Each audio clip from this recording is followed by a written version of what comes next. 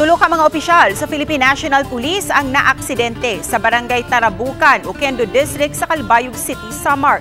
Ang tulo ka mga opisyal, giilang nga sila si Police Lieutenant Jimmy Tubigan na destino sa San Antonio, Northern Samar, Police Lieutenant Alberto Magluyoan na destino sa San Vicente, Northern Samar ug Police Lieutenant Neil Fernandez nga na destino sa Biri, Northern Samar.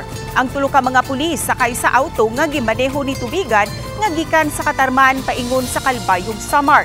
Samtang nagsubay ang auto sa kalsada, matud pa kalit nga nawad-an og kontrol ang sakyanan ug bilabang sa Picas Lane. Ug dinhi na sila nadumbulan sa nagsunod nila nga 6-wheeler truck nga gimaneho sa usa ka alias Iliega. Sa kakusog sa impact, mibangga ang auto sa semento kilit sa karsada. Samdan si Tubigan, samtang anaara sa luwas nga kahimtang ang duha ka mga sakay. Nagpadayon pa usab ang investigasyon sa kapulisan sa insidente.